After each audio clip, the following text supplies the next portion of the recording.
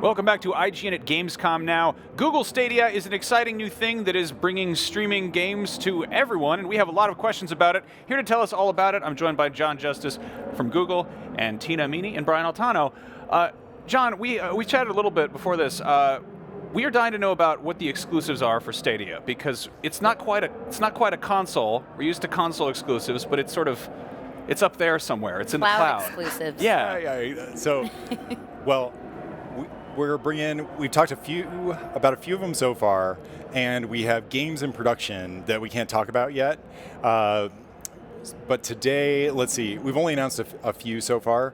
Really, we want to make sure that we bring all the games that you want to play. So we want to bring all the games you want to play, whether they're exclusive or not. And the last one that we talked about was Orcs Must Die 3. So Orcs Must Die 3, I don't know if you played 1 and 2. They were really fun. They're kind of a mix of tower defense and first person, and you can play multiplayer. So we just announced that Orcs Must Die 3 is coming as an exclusive to Stadia. And since they're going on Stadia, they can do things like have hundreds and hundreds of enemies come in around. So just tons of orcs spill in and like these huge masses. And we did a developer diary with them, and you can see them talking about what they get to do with the palette of the cloud, where they can do stuff that just doesn't fit other places. So that's kind of cool. I'm incredibly excited about this. I have to say, though, and I think our audience is on the same page, there's a lot of skepticism as well, right? We're worried that this might not pan out, it might not work. Right now, like, I believe it works here at Gamescom, but, you know, you could potentially have a pretty controlled environment for that. I'll tell a quick anecdote. When Red Dead Redemption 2 came out, which is a massive game, it's like 105 gigs, I downloaded it on PS4, and I was like, this looks pretty good, and I heard the Xbox One looks better, downloaded it there. I got an email from Comcast, my internet provider, and they were like, hey, you're hitting your data cap this month. And I was like, what? And they're like, yeah, you have to pay more money to blah, blah, blah. How do we get you guys to get your thing so big that it strong arms them to stop doing that to me? So we're trying to help a couple ways.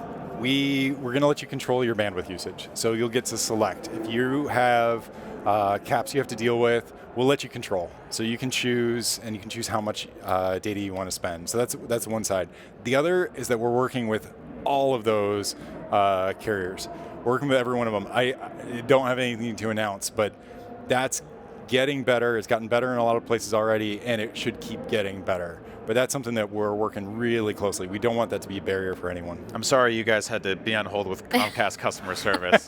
That's one of the most difficult video game bosses. We're trying to do what's right for the players. Follow-up question to that, and totally opposite. I play my Nintendo Switch everywhere I go. Right, extremely portable system. I'll bring it on an airplane. The idea of even connecting to airplane Wi-Fi to even download like a 15 megabyte game seems foolish to me. Do you think we'll ever get to a point where you'll be able to play Stadia as a portable on an airplane? Like, is that something we'll have in our lifetimes?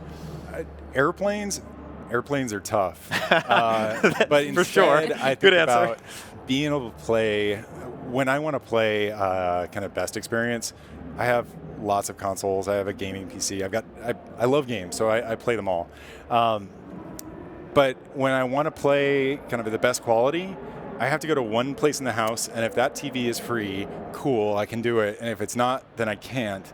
And if I want to go someplace else, whether it's someplace else in my house, or if I want to go over to a friend's house, or if I want to play, just go buy the latest blueprint from the vendor at work, or I can't do that, for a minute at work before I leave, or I can't do that when I'm someplace else. So being able to do that all the rest of those places, that's what you get with Stadia. You get the highest quality, better than what you can get with any console you can buy, and you can do it tons and tons of different places. It won't work on your airplane, but it's going to work a ton of places, and from getting used to it, it spoils you. I've become intolerant of having to wait for the new game to come down, because I hear about new games all the time that people say, hey, you should try this. And so I go and, great, I'm going to get that. I'm going to go buy it. I'm going to go download it. And I can't usually play that day. I have to wait for a few hours for the thing to come down. And you just get tired of that. Instead, now with Stadia, it's just there. It's just instantly there. It's always patched. I never have to wait for anything. I don't have to wait for system updates. And I love that.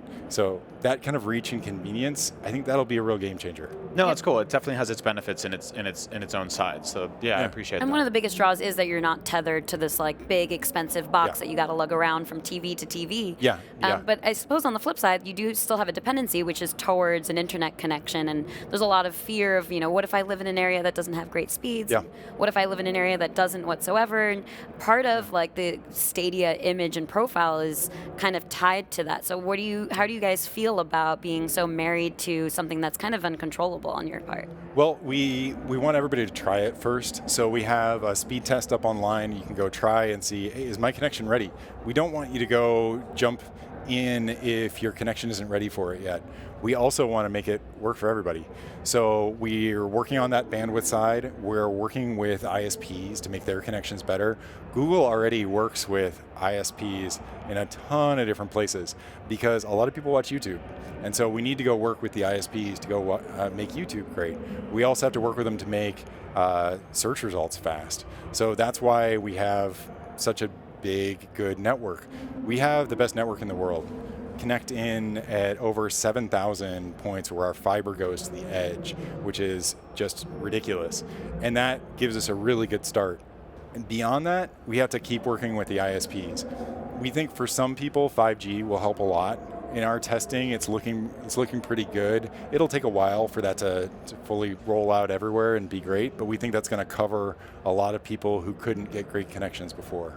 You guys are confident, but is there, and be honest, is there a fear that maybe you're ahead of the curve a little here? That like you could be like, we have this thing, it's ready to go, and the ISPs just kind of drag ass for 5 years, and then it's definitely a new thing. But if you look at music, people get their music online now. Right. If you look at TV and movies, everyone gets their TV and movies online now, or more and more and more. And it's just this inevitable change.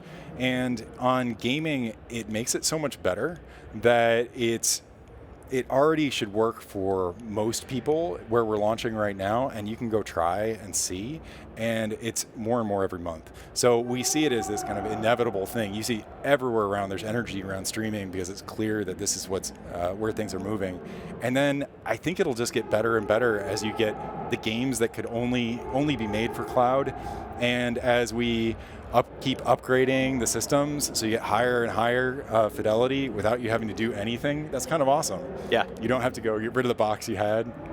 Was there ever a point where Google was developing an offline console or system or platform or whatever, or has this always been streaming cloud-based? Stadia's always been streaming and cloud-based. It's always been focused on this kind of openness and reaching as many people as you can because that fits with Google. So that's always been the approach, and it's been in development for a long, long time, many, many years. But we had to get to the place where it could be great for a ton of people before we'd go out with it, and that's why it's coming out now.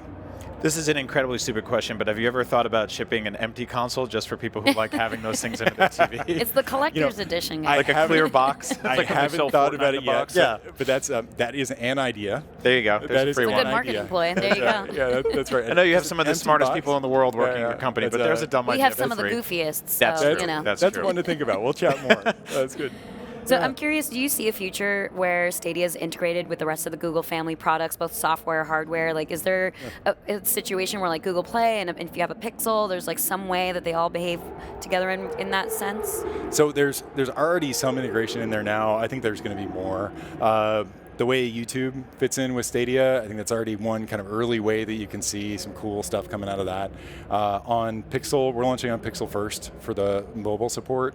There are really cool things that we can do, and it plays really well. We're demoing that too if you want to try that. I think there are kind of more opportunities. A lot of developers who write for Stadia also write for Android, so they write for Play, and so we work with them. And so I think there's more that we can do on the developer side to make that really great. I think we're early. You see the first things that we're doing now, and it's exciting, but bringing things like Google's machine learning, the artificial intelligence tech that we have, we've got best in the world there. We have a fleet of machine learning processors that you think about, okay, how could I bring those to games and make them awesome? What would be super fun if I could have machine learning processing in my games?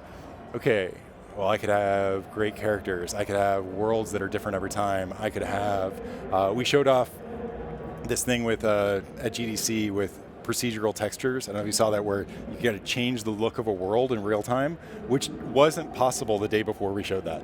Just no one could do that, and now you can do that with machine learning. So I think we'll bring a lot of things, and we'll discover what makes the most fun experience.